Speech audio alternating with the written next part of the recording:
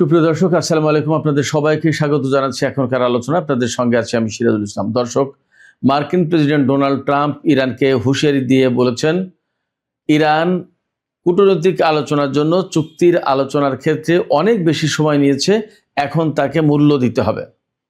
তার মানে ইরানের উপর আমেরিকা হামলা চালাতে পারে, সেই ইঙ্গিত তিনি পরিষ্কার দিয়েছেন।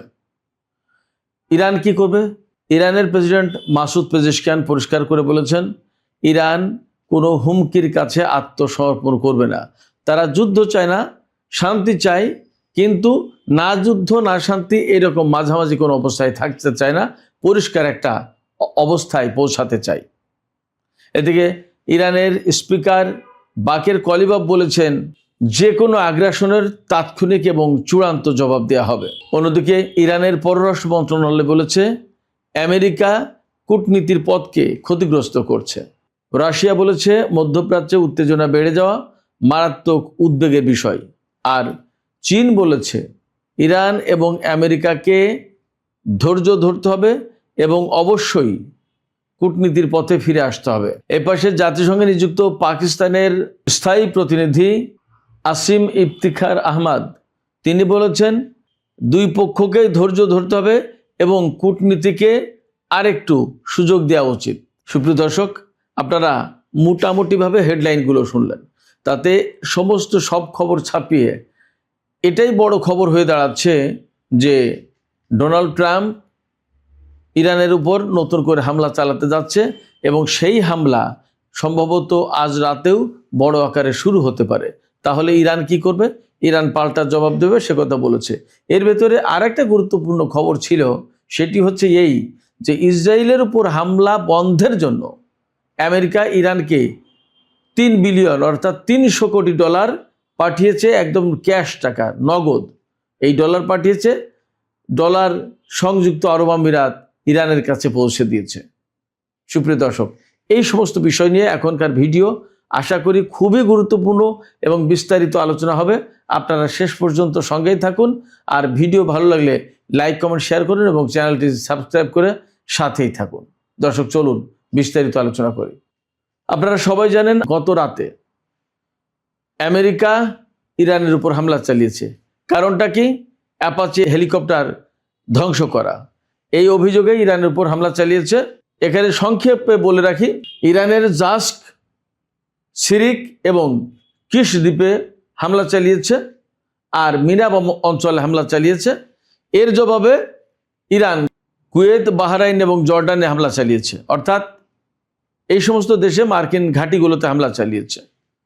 এরপরে মোটামুটিভাবে খবর যা বেরিয়েছে তাতে বেশ গুরুত্বপূর্ণ কিছু ব্যাপার আছে। প্রথম কথা হচ্ছে, অ্যাপাচি হেলিকপ্টার হারানোর পর আমেরিকার মাথা খারাপ হয়ে গেল কেন? এই প্রশ্নের জবাবে বলতে হবে, F-35 জঙ্গি বিমান যেমন আমেরিকার গর্বের ধন, অত্যাধুনিক বিমান, যুদ্ধ বিমান, তেমনি অ্যাপাচি অ্যাটাক হেলিকপ্টার এটাও খুবই গুরুত্বপূর্ণ। এই রকম আমেরিকার হেলিকপ্টার জগতে গর্বের ধন। একটা অ্যাপাচি হেলিকপ্টারের দাম কত জানেন? 400 থেকে 600 কোটি টাকা। টাকার অঙ্কে 400 থেকে 600 কোটি টাকা একটা হেলিকপ্টারের দাম। একটা F-35 যুদ্ধ বিমানের দাম 600 থেকে 900 কোটি টাকা, জাস্ট তার অর্ধেক একটা অ্যাপাচি হেলিকপ্টারের দাম। কিন্তু একটা অ্যাপাচি হেলিকপ্টার বিধ্বস্ত হয়ে যাওয়া মানে শুধু একটা হেলিকপ্টার ধ্বংস হয়ে যাওয়া নয়, তাতে যে একজন পাইলট ছিলেন এবং একজন গানার ছিলেন তাদেরও জীবনের বিরাট ক্ষয়ক্ষতির ঝুঁকি, প্লাস তারা আহত হয়েছেন, তাদের চিকিৎসা করা, তাদেরকে সার্ভিসে ফিরিয়ে আনা সময় সাপেক্ষ ব্যাপার। 1, 2 হচ্ছে, একটা অ্যাপাচি হেলিকপ্টার ভূপাতিত হওয়া মানে সে ধ্বংস হোক আর গুলি করে ভূপাতিত করা হোক, যেভাবে হোক, মানে হচ্ছে ওই হেলিকপ্টারের ত্রুটি বিচ্যুতি, ওই হেলিকপ্টারের যে সারা বিশ্বের সুনাম ছিল সেইগুলো মার খেয়ে যাওয়া। তার মানে প্রযুক্তিগতভাবে ত্রুটিযুক্ত বলে চিহ্নিত হওয়া সারা বিশ্বের কাছে এবং এর ডিমান্ড বিশ্বের বিভিন্ন দেশের কাছে কমে যাওয়া। 3 হচ্ছে যে এই যে একটা অ্যাপাচি হেলিকপ্টার, তাতে অত্যাধুনিক সেন্সর থাকে, ফায়ার কন্ট্রোল সিস্টেম থাকে, হেলফায়ার মিসাইল থাকে এবং এই হেলিকপ্টারের রকেট এবং 30 মিলিমিটার সাইজের কামান থাকে। একটা হেলিকপ্টার ধ্বংস হয়ে যাওয়া মানে এই টোটাল প্রযুক্তি, এই টোটাল প্যাকেজ সিস্টেম নষ্ট হয়ে যাওয়া। এদিকে আজকে যখন আমেরিকা ইরানের উপর হামলা চালিয়েছে, তখন হরমুজ প্রণালী এলাকায় আমেরিকার একটি MQ-9 রিপার ড্রোন ভূপাতিত করেছে ইরান। তার মানে দাঁড়াচ্ছে ইরানের আকাশে মার্কিন ড্রোন ঢুকলেই নেই হয়ে যাচ্ছে, হাওয়া করে দিচ্ছে, খেয়ে ফেলছে ইরান। এই যে ড্রোন হারালো, এবং আমি আরেকটু বলি, আজকে ইরান হামলা করে কি কি করেছে। কুয়েতের বিমান ঘাঁটি ব্যাপকভাবে ক্ষতিগ্রস্ত হয়েছে, তার চেয়ে বেশি ক্ষতিগ্রস্ত হয়েছে বাহরাইনে মার্কিন ৫ম নৌবহরের ঘাঁটি, আর তার চেয়ে বেশি ক্ষতিগ্রস্ত হয়েছে আপনার জর্ডানে আল আজরাক বিমান ঘাঁটি। সেই ঘাঁটির যেখানে মার্কিন F-35 বিমান থাকে, সেই হ্যাঙ্গারে হামলা করেছে ডাইরেক্ট। আমি আপনাদেরকে একটা ছবি দেখানোর চেষ্টা করছি।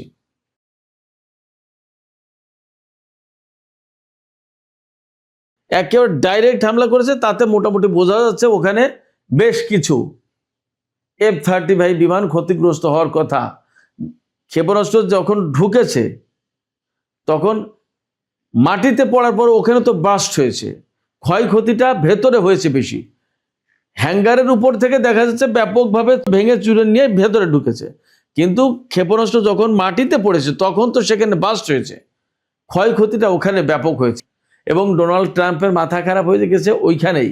এই মাথা খারাপ হয়ে যাওয়ার পরে এখন বলছেন তিনি ইরান অনেক সময় নিয়েছে আলাপ আলোচনার ব্যাপারে, কূটনৈতিক চুক্তির ব্যাপারে, এখন আর এত বেশি সময় দেওয়া যাবে না, এখন তাকে এর মূল্য চুকাতে হবে।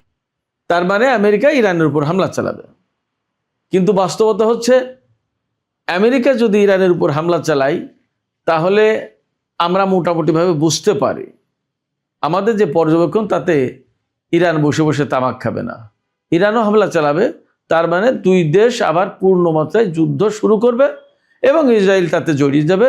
তার মানে 2 দিন আগে ইসরায়েলকে যে কথা বলে থামিয়েছিলেন ডোনাল্ড ট্রাম্প, এখন ইসরায়েল ডোনাল্ড ট্রাম্পের কাছে সেই কথা ফিরে দিয়ে বলবে যে দেখেছেন, আপনি যে ইরানের ব্যাপারে আমাকে ধমক দিলেন, এখন সেই ইরান আপনার উপর হামলা চালালো, এখন ঠিক আছে, চলেন দুইজন যুদ্ধ করি, ইরানকে ধ্বংস করে দিই।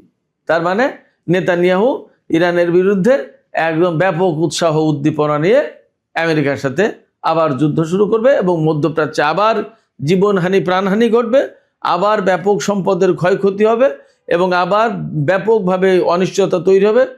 হরমুজ প্রণালীতে তেল আটকে যাবে, সারা বিশ্বে তেলের ক্রাইসিস হবে, সারা বিশ্বে অর্থনৈতিক সংকট শুরু হবে, শেয়ার বাজারে ধস নামবে, মুদ্রাস্ফীতি ঘটবে, পণ্যের মূল্য বেড়ে যাবে, অর্থাৎ জনজীবনে খরচ বেড়ে যাবে। এই তো সারা বিশ্ব একটা মারাত্মক সংকটের মধ্যে পড়বে।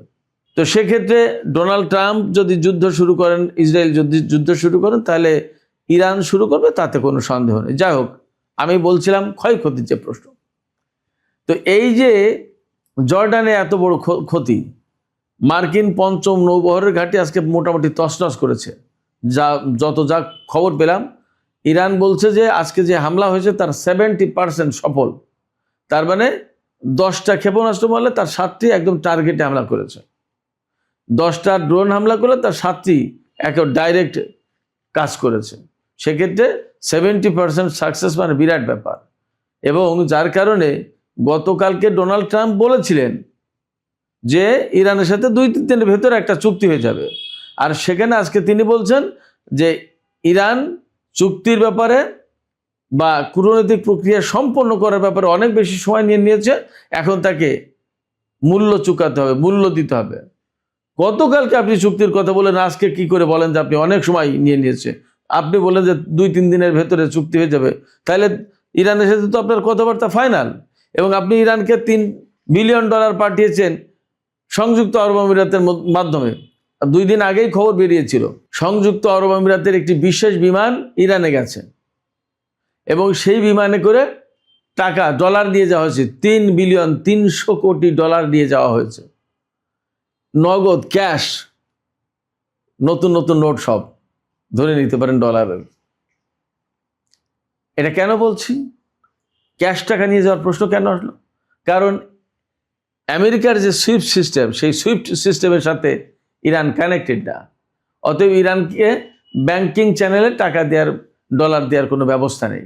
ফলে এই ডলারগুলো সাপ্লাই দিয়েছে আমেরিকা সংযুক্ত আরব আমিরাতের বিমানে করে। এই ডলার নাকি পাঠিয়েছিল কাতারের কাছে। কাতার প্রক্রিয়া সম্পন্ন করে সংযুক্ত আরব আমিরাতের মাধ্যমে এই ডলার পাঠানোর কথা বলেছে আমেরিকাকে। বলছে যে আমরা না, সংযুক্ত আরব আমিরাতের মাধ্যমে পাঠাও। সেইভাবে পাঠিয়েছে। এবং 2 দিন আগে কিন্তু খবর একটা বেরিয়েছিল, আপনারা নিশ্চয় হয়তো খেয়াল করে থাকবেন। সংযুক্ত আরব আমিরাতের একটি বিশেষ বিমান ইরানে গেছে এবং কিছুক্ষণ পর ফিরে এসেছে। কেন গিয়েছে, কি ব্যাপার, সেটা বিস্তারিত জানা যায়নি বলে আর আমি আলোচনা আনিনি। আজকে আলোচনা আনলাম। জানাও গেছে 300 কোটি ডলার, অনেক টাকা, বিমান ভরে এই টাকা নিয়ে ইরানকে দিয়ে আসছে ইসরায়েলে হামলা বন্ধ করার শর্ত হিসেবে।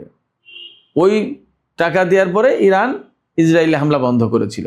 তার মানে বোঝা যায় যে আমেরিকা ইরানের সাথে চুক্তি করতে আসলে মরিয়া। এখন ডোনাল্ড ট্রাম্প আজকে যে হুমকি দিচ্ছেন, সেই হুমকি কি আসলে তিনি কার্যকর করবেন, নাকি শুধু হুমকির ভেতরেই থাকলো? পথ দুটোই।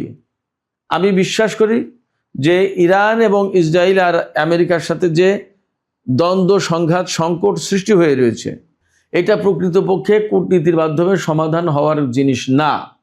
এটা আদর্শগত সংকট। এই সংকটের শিকড় অনেক গভীরে।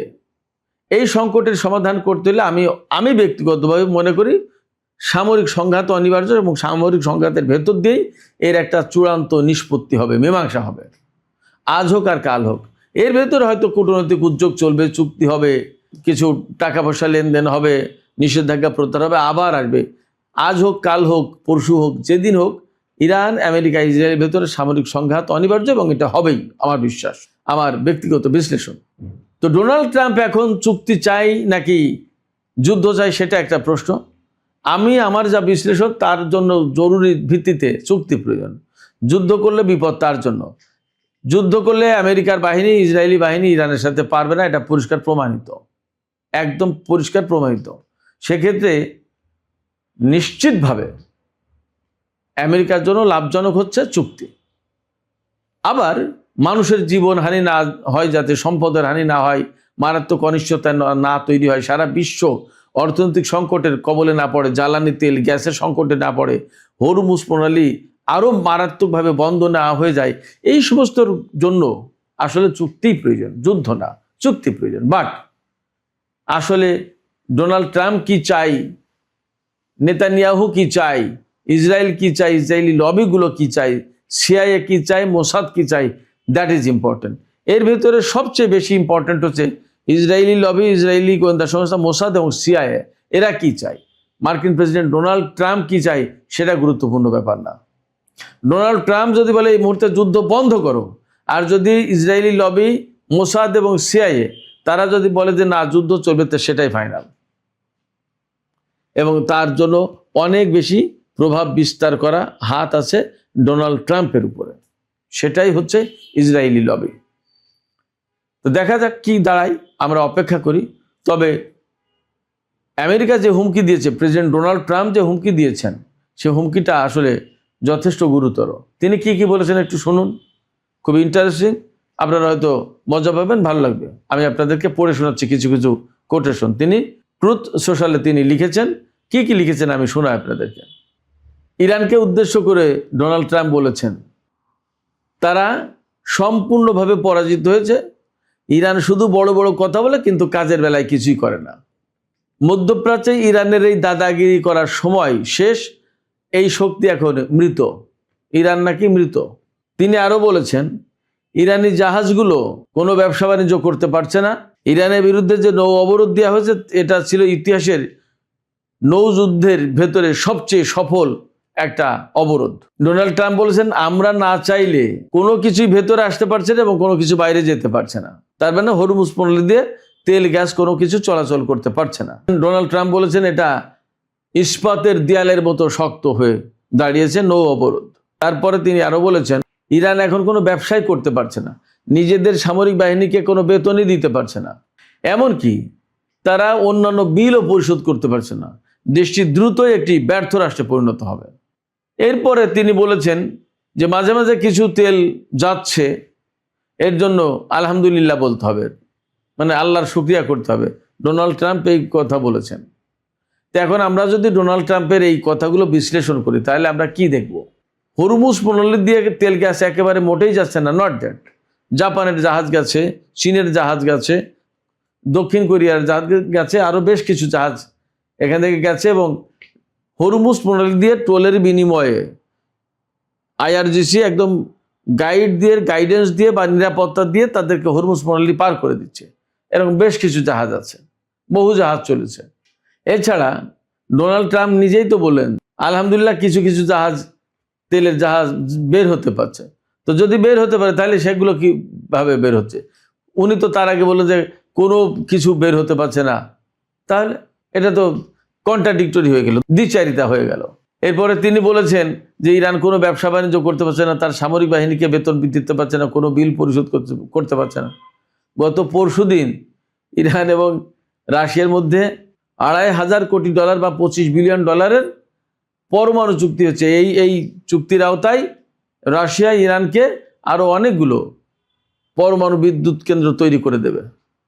এখানে আমরা হয়তো ভাবতে পারি যে পরমাণু বিদ্যুৎ কেন্দ্র এটা কি গুরুত্বপূর্ণ? অবশ্যই গুরুত্বপূর্ণ।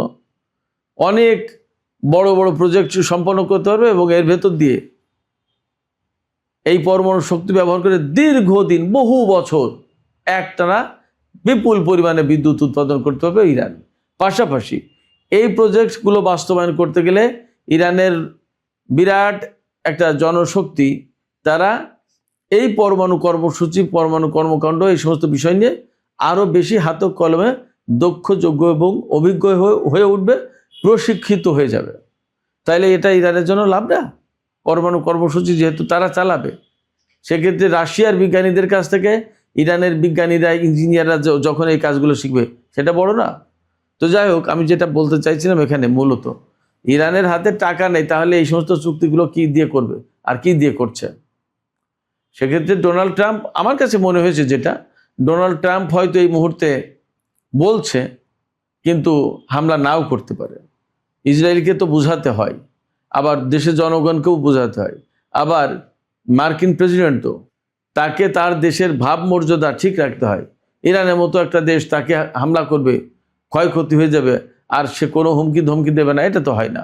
হয়তো হুমকি ধমকি, আবার এমন হতে পারে যে সত্যি সত্যি আমেরিকা হামলা করে বসলো ইরানের উপর, কারণ ইসরায়েলের এবং ইসরায়েলি লবির একটা চাপ আমেরিকার উপরে আছে।